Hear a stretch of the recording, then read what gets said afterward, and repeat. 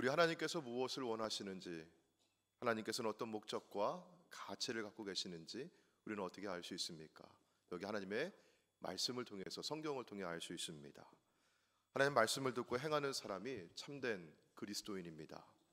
자, 그런데 우리 대부분은요, 우리가 말씀대로 살아야 한다는 당위성을 잘 알고 있는데 또 막상 실생활에서 말씀을 따라 사는 것을 때때로 힘들다고 또 불편하게 생각할 때가 있습니다. 말씀을 내가 도저히 질 수 없는 무거운 짐으로 여기고 고통스러워한다거나 또 말씀대로 살기란 내게는 불가능하다고 체념해 버리기도 합니다. 자, 이런 생각의 바탕에는 무엇이 있을까? 하나님의 말씀대로 산다고 하는 것이 일방적으로 하나님만을 위한 것이고, 말씀대로 살기 위해서는 나는 계속해서 희생하고 고통을 감수해야 한다고 하는 그런 생각이 그 밑바탕에 깔려 있는 것 같습니다. 자, 그런데 정말 말씀대로 살아가는 것이 일방적으로 하나님만을 위한 것이고 우리는 말씀대로 살아야 한다고 하면서 어떤 유익을 얻을 수 없고 계속 희생과 고통만 감수해야 하는 것일까? 내가 하나님 말씀대로 살아간다면 우리 하나님은 어떤 유익을 얻으시는 걸까? 혹은 우리가 말씀대로 살지 않으면 하나님께는 어떤 불이익이나 손해가 있는 것일까? 여러분, 이런 생각 혹시 해보셨습니까? 자, 그런데 욥기 35장 7절 말씀을 보시면은 이런 구절이 있어요. 그대가 의로운들 하나님께 무엇을 드리겠으며 그가 그대의 손에서 무엇을 받으시겠느냐. 하나님께서는 우리의 손에서 무엇을 받아야만 하나님 되시는 게 아니라는 것입니다. 내가 말씀대로 살아야만 하나님께서 하나님 되시는 것이 아니고요, 내가 말씀대로 살지 않아서 하나님께 무슨 흠집을 내어드리거나 하나님의 의로움에 내가 무엇을 제거한다거나 내가 말씀대로 살아가지 않아서 하나님 되시지 않는 게 아니라는 것이에요. 아무런 영향 끼칠 수가 없습니다. 나와 상관없이 하나님은 원래부터 하나님이십니다. 아멘. 자, 그러면 하나님께서는 왜 우리에게 말씀대로 살기를 원하시는 걸까? 하나님은 자녀들이 행복하기를 바라십니다. 자, 그래서 신명기 10장 12절과 13절 말씀 보시면 이스라엘아, 내 하나님 여호와께서 내게 요구하시는 것이 무엇이냐? 하나님이 원하시는 게 뭘까? 요구하시는 건 뭘까? 분명합니다. 내 하나님 여호와를 경외하며 그의 모든 도를 행하고 그를 사랑하며 마음을 다하고 뜻을 다하여 내 하나님 여호와를 섬기고 내가 오늘 내 행복을 위하여 내게 명하는 여호와의 명령과 규례를 지킬 것이 아니냐. 한마디로 하나님 말씀 잘 지켜 행하라는 것입니다. 그런데 여러분, 이 말씀 주시면서 누구를 위한 것이라고 해요? 그게 하나님을 위한 것입니까? 아니면 너의 행복을 위한 것이라고 하십니까? 그렇죠. 우리의 행복을 위해서 주시는 말씀이에요. 하나님 말씀을 내가 무거운 짐으로 여겼다면 그것은 내가 하나님 말씀을 위해서 말씀대로 살아드려야만 한다고 하는 의무감이 있었다고 하는 것입니다. 말씀대로 살아가는 것은 하나님을 위해서가 아니라 오늘 나의 유익과 행복을 위한 것입니다. 한 할머니가 손주를 보러 왔어요. 평소에 허리도 아프고 고관절도 아프고 무릎도 안 좋으신 할머니입니다. 근데 이분이 아기 엄마 아빠가 잠깐 나갔다 올 테니 애를 좀 봐달라고 했어요, 할머니한테. 근데 나갔다 와 보니까 무릎도 안 좋고 허리도 안 좋고 고관절도 아픈 이 할머니가 뭐 하고 계세요? 손주를 업고 계신 거예요. 아이고 어머니, 몸도 안 좋으신데 무릎도 안 좋으신데 허리도 안 좋으신데 고관절도 안 좋으신데 왜 무거운데 이 아이를 안고 계세요? 빨리 내려놓으세요 하니까 할머니가 뭐라고 하셔요? 괜찮다, 하나도 안 무겁다 그러시는 거예요. 여러분, 진짜 안 무거울까요? 아니면 무거워도 괜찮은 걸까요? 무거워도 괜찮아요. 어떻게 잘 아셔요? 할머니들이시니까. 만약에 이만한 돌덩어리를 가방에 넣어가지고 어머니 저희 잠깐 나갔다 올 테니까요 요 가방 좀 메고 계세요. 그리고 어머니 등에다가 가방을 이렇게 짊어지게 했어요. 여러분 어떠실까요? 그러면요, 야 이놈아 정신 나갔냐? 혼내실 거예요 아마. 왜 이 돌덩어리를 나한테 이 무거운 걸 지고 있게 하냐고. 엄마 허리도 아프고 등도 아프고 무릎도 안 좋은데. 자, 그런데 누구는 괜찮대요? 손주는 괜찮대요. 여러분, 애기 엄마 아빠가 나가면서 애 업어주라고 했어요? 봐주라고 했어요? 복음만 있으면 되잖아요. 근데 애가 우니까 얼러다가 뭐하고 계세요? 업고 계세요. 사랑하면 쉽고 가볍습니다. 예수님은 누구든지 나를 따라오려거든 자기를 부인하고 자기 십자가를 지고 나를 따를 것이니라고 했어요. 여러분, 주님을 따라가는 이 길에 어깨에 무거운 십자가를 지고 가는 거, 여러분 이거 우리에게 짐을 주기 위해서 혹은 형벌을 가하기 위해서 하시는 말씀이었을까요? 아닙니다. 주님은 내 멍에는 쉽고 내 짐은 가벼움이라 이렇게 말씀하고 있습니다. 여러분, 어떻게 쉽고 가벼울 수 있을까요? 사랑하면 쉽고 가볍습니다. 누굴 사랑하면요? 주님을 사랑하면요. 예수님 사랑하면요. 사랑하는 성도 여러분, 예수님 사랑하십니까? 주님 사랑하십니까? 아멘. 그래서 오늘 말씀 가운데 예수님은 베드로에게 오셔서 그걸 물어보시는 거예요. 오늘 말씀은 예수님께서 부활하신 후에 제자들에게 세 번째 나타나신 장면입니다. 오늘 말씀의 배경이 되는 장소는 갈릴리 호수예요. 자, 그런데 오늘 말씀 보시면 이 갈릴리 호수를 다른 이름으로 부르고 있습니다. 21장 우리 1절 말씀 보시면은요, 그 후에 예수께서 어디에서? 디베랴 호수에서 또 제자들에게 자기를 나타내셨으니. 이런 갈릴리 호수라고 해요? 디베랴 호수라고 해요? 디베랴 호수라고 합니다. 사실 이 명칭은 유대인들이 부르는 호수의 명칭이 아니었습니다. 당시 그 땅을 정복했던 로마의 지배자들이 불렀던 호수의 이름이었어요. 주전 25년에 갈릴리의 분봉왕이었던 헤롯 안티파스는 자신이 다스리던 갈릴리 지역과 베레아 지역에 새로운 수도를 건설합니다. 갈릴리 이 해변 서쪽 연안에다가 신도시를 건설하고 당시 로마의 황제였던 티베리우스 디베료의 이름을 따서 디베료의 도시, 황제의 도시라고 하는 뜻으로 디베랴라고 이름을 지었어요. 그 도시의 이름을. 여러분, 황제의 도시라고 하면 여러분 그 황제의 도시라고 하는 이름에 걸맞는 위상을 갖고 있어야 되잖아요. 그러니까 거기에 뭐가 있습니까? 황제를 위한 신전이 그 도시의 중심에 있습니다. 그리고 도서관도 있고 목욕탕도 있고 원양극장도 있고 이렇게 큰 건물들이 있어요. 요즘 식으로 얘기하면 신도시, 새로운 행정 수도 이렇게 만들었다고 하는 것이에요. 자, 그러면 이 호수 역시 디베랴 도시가 내려다보고 있는 이 호수 역시 디베랴 호수라고 불러서 누구에게 속해 있는 것이다? 황제에게 속한 것이다. 이렇게 불렀습니다. 자, 오늘 본문은 예수님 부활하신 주님께서 디베랴 호수 황제의 바다에서 제자들에게 나타나신 말씀이에요. 여기 제자들은 주님의 제자입니다. 그리고 시몬 베드로가 그들 가운데 수제자예요. 베드로는 주는 그리스도시요 살아계신 하나님의 아들이십니다. 이렇게 아주 멋진 신앙 고백도 했던 사람입니다. 비록 주님을 3번 부인했지만 예수님의 십자가 죽음도 목격을 했고 부활하신 예수님도 만났던 사람입니다. 자, 그랬던 베드로가 오늘 말씀 가운데 보니까요, 뭐라고 얘기하죠? 자, 3절 말씀 볼게요. 21장 3절 여러분 성경 보시면요, 시몬 베드로가 나는 무엇 잡으러 가겠다? 물고기 잡으러 가노라. 여러분, 시몬 베드로가 원래 직업이 뭐였던 사람이에요? 어부였어요. 물고기 잡는 사람이었어요. 어디에서 물고기 잡았습니까?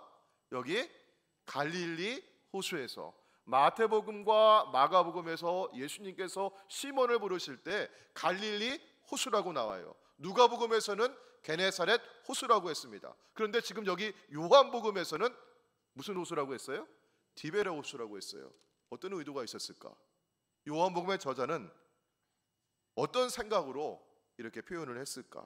나는 물고기 잡으러 가노라. 옛 생활로 3년 전에 예수님께서 이 호수에서 그를 부르실 때는 물고기 잡는 어부가 아니라 사람을 낚는 어부가 되라고, 주님을 따르는 제자가 되라고 불러주셨는데, 그가 3년간 주님을 따라갔던 예수의 길을 버리고 다시 황제의 길로, 여기 디베랴라고 하는 황제의 도시가, 이 황제의 논리가, 세상의 논리가 지배하는 그 생활로 돌아가겠다고 하는 그 모습을 빗대어 설명한 것입니다. 이곳 디베랴의 호수, 황제의 호수에서 주님은 다시 제자들에게 나타나셨습니다. 그리고 시몬에게 물으셨습니다. 여러분, 오늘 말씀 가운데 보시면 예수님께서는 21장 여러분 15절 맨 뒤에 주님 뭐라고 하십니까? 내 어린 양을 먹이라. 16절에 또 주님 뭐라고 말씀하십니까? 내 양을 치라. 17절에서는요 내 양을 먹이라. 목양의 어떤 사명을 주시는 거예요. 또 19절 맨 마지막에 예수님은 베드로에게 뭐라고 말씀하십니까? 나를 따르라. 그런데 여러분, 목양의 이 사명을 감당하는 것, 혹은 주님을 따르는 예수의 길을 따라가는 것, 그거 버리고 지금 베드로가 여기 물고기 잡으러 온 거 아닙니까? 이 디베랴 호수에 세상의 논리, 황제의 논리 따라 다시 여기 온 거 아닙니까? 예수님 뭘 확인하셔야겠어요? 사명 감당해라. 너에겐 내가 이런 직분을 주었으니 너는 이런 사명과 의무를 감당해라. 내 양을 먹이라. 너는 나를 따르라. 이런 짐을 지어준다고 한다면 베드로는 이게 무거운 짐으로 여겨질 거예요. 뭐가 없다고 하면 주님을 향한 사랑이 없다고 한다면, 주님의 사랑을 그가 가슴 깊이 품지 못한다고 한다면요. 주님은 베드로에게 물으셨던 겁니다. 자, 우리 15절 말씀 볼게요. 그들이 조반 먹은 후에 예수께서 시몬 베드로에게 이르시되 요한의 아들 시몬아, 내가 이 사람들보다 나를 더 사랑하느냐. 여러분 가진 성경에, 제가 가진 성경에는요 15절에 이 사람들보다 옆에 숫자가 써 있어요. 제 성경에는 2번이라고 적혀 있는데 여러분 성경 몇 번이라고 적혀 있습니까? 그리고 그 2번을 쭉 따라가서 그 나눠주에 보시면은 뭐라고 뜻이 되어 있습니까? 또는 이것들보다, 이런 뜻이에요. 자, 그러면 여기 예수님께서 물으실 때 요한의 아들 시몬아, 내가 이 사람들보다 나를 더 사랑하느냐. 여러분 이 사람들이 누구를 말하는 걸까요? 혹은 요한의 아들 시몬아, 내가 이것들보다 나를 더 사랑하느냐. 여러분 이것들은 뭘 말하는 걸까요? 이 사람들은 베드로와 함께 여기 베드로가 물고기 잡으러 간다 하니까 나도 물고기 잡으러 갈게 하면서 따라왔던 6명의 다른 제자들을 두고 하는 얘기일까요? 베드로가 지금 물고기 잡으러 여기 왔으니까 뭐 배가 필요하든지 혹은 그물이 필요하든지 물고기 잡는 도구가 있을 거 아니에요? 그런 물건들보다, 너의 생계의 수단보다 나를 더 사랑하느냐? 요 말씀하시는 걸까요? 여러분 지금 이들이 어디에 있습니까? 이 장소, 디베랴 호수, 디베랴라고 하는 곳이 그 힌트를 줍니다. 디베랴는 황제의 논리가 지배하는 세상입니다. 이 사람들보다, 황제의 논리를 따라가는 이 사람들보다, 세상의 원리를 따라가면서 너희가 취하고 있는 유익과 그 모든 것들보다 나를 더 사랑하느냐. 주님이 이렇게 물으신 겁니다. 그리고 베드로가 예 주님, 제가 주님을 사랑합니다라고 물었을 때, 대답했을 때 예수님은 그 다음에는요 비교가 아니라 너는 나를 사랑하느냐, 너는 나를 사랑하느냐 이렇게 물으셨어요. 사랑하는 성도 여러분,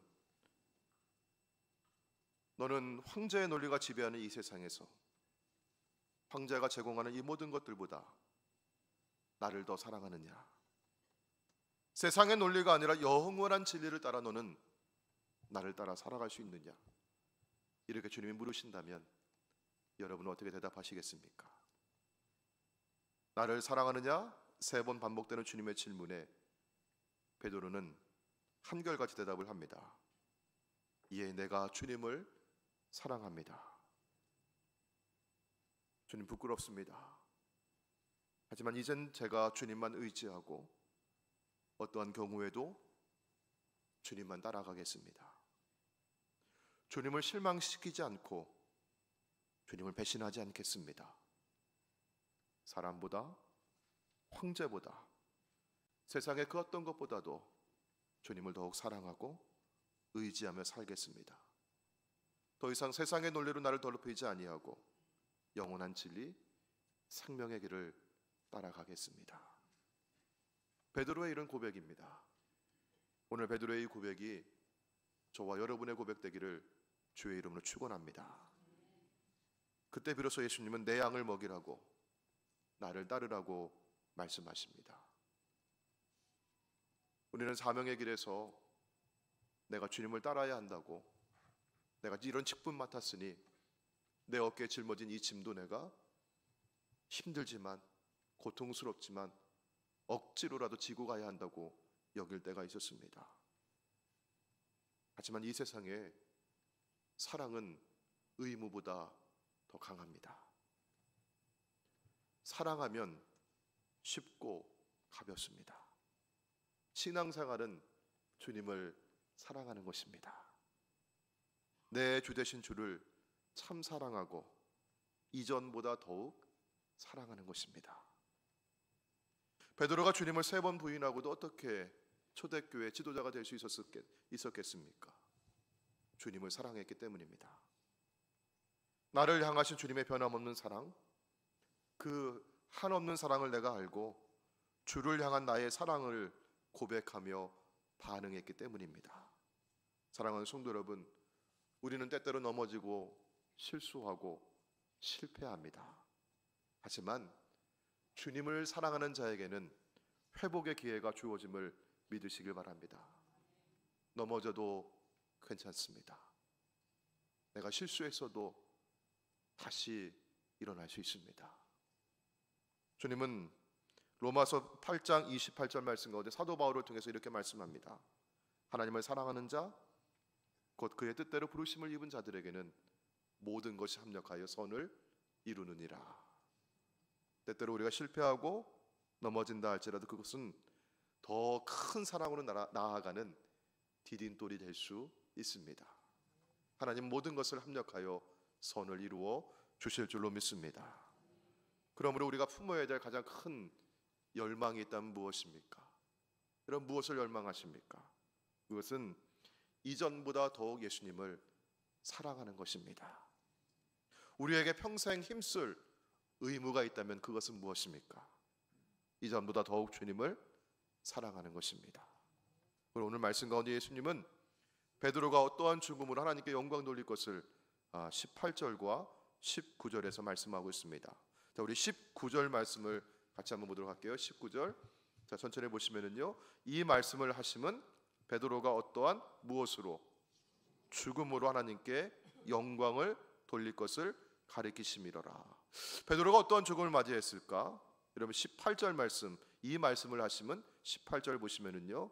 내가 젊어서는 스스로 띠뛰고 원하는 곳으로 다녔거니와 늙어서는 무엇하리라? 내 팔을 벌리리니 남이 내게 띠띠우고 원하지 아니하는 곳으로 데려가리라. 바로 이거 말하는 겁니다. 여러분, 팔을 벌린다는 게 어디에서 팔을 벌립니까? 교회의 전승에 따르게 되면 베드로는 말년에 로마에 가서 복음을 전하고 로마 교회를 섬겼습니다. 그때 로마 황제 네로는 교회와 그리스도인들을 아주 혹독하게 박해를 했어요. 로마에 그때 화재가 있었는데 그 화재의 원인을 두고 이 그리스도인들이 반역을 일으키기 위해서 로마에 불을 질렀다고 그렇게 누명을 씌워가지고 이 그리스도인들 잡아가지고요 옥에 가두고 그 다음에 뭐 가혹하게 신문을 하고 그러다가 또 어디에 원형경기장에 던져놓고 사자의 밥이 되게 하고요. 자, 이렇게 심하게 박해를 받으니까 여러분 로마 교회 교인들이 로마 교회 지도자인 베드로를 보호하고자 베드로를 어떻게 해요? 저 지중해 연안으로 이렇게 피신을 시키려고 해요. 드디어 베드로가 사랑하는 교인들을 떠나서 교인들은 베드로 사도를 지켜주고 싶으니까 베드로 사도가 떠나려고 하는 거예요. 그날 밤인 거예요. 그런데 베드로가 환상 중에 예수님을 만나요. 예수님께서 저쪽에서부터 십자가를 등에 지고 이렇게 걸어오시는데 어디로 들어가시려고 해요? 예수님께서 로마를 들어가려고 하시는 거예요. 베드로가 주님 어디 가십니까? 코바디스 도미네 이렇게 물은 거예요. 로마는 지금 뭐가 있습니까? 박해가 있거든요. 근데 주님 어디로 가십니까? 코바디스 도미네. 예수님 대답하시는 거예요. 베드로야, 네가 내 양을 버리고 로마를 떠나려고 하니 내가 내 양을 지키기 위해 다시 십자가를 지고 그곳에 들어가고 그곳에서 내가 십자가에 다시 달리려 하노라. 그리고 주님은 사라져버리고 베드로는 그것이 환상이었잖아요. 꿈에서 깨듯이 그 환상에서 나옵니다. 그리고 베드로는요 다시 나오려고 했던 그 로마로 다시 들어갑니다. 그리고 베드로는 거기서 군병들에게 붙잡혀가지고 이제 십자가를 지고 십자가에 달리는데 베드로가 뭐라고 얘기해요?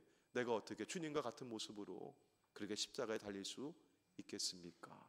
이렇게 얘기하면서 나를 어떻게 십자가에 달으라고 하죠? 거꾸로 매달아 달으라고. 그래서 여러분, 거꾸로 된 십자가의 형상을 우리는 뭐라고 부르냐? 베드로 십자가라고 부르는 거죠.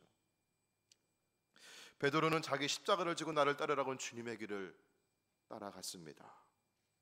황제에 받다 디베레로 돌아가려는 그를 주님은 찾아오셔서 그 안에 사랑의 불씨를 던져 놓으셨습니다. 네가 나를 사랑하느냐. 오늘 사순절, 이제 이번 주 수요일부터 성회 수요일이 시작되고 사순절의 영성 여정이 시작이 됩니다. 사순절은 왠지 우리에게 좀 무거운 마음을 줘요. 주님의 고통, 주님의 십자가를 묵상하는 것이 우리에게 때때로 무거운 짐이 되기도 합니다. 그런데 여러분, 이 사순절의 영성 여정을요, 우리는 사랑으로 나아갈 수 있습니다. 내가 나를 사랑하느냐? 황제의 논리 혹은 세상의 논리가 지배하는 이 세상에서, 이 세상이 제공하는 많은 것들보다 너는 나를 사랑하느냐? 여러분, 이 질문에 어떻게 대답하시겠습니까? 오늘 우리 주신 말씀 기억하면서 함께 찬양하시고 오늘 우리 성만찬 예식으로 나아가도록 하겠습니다.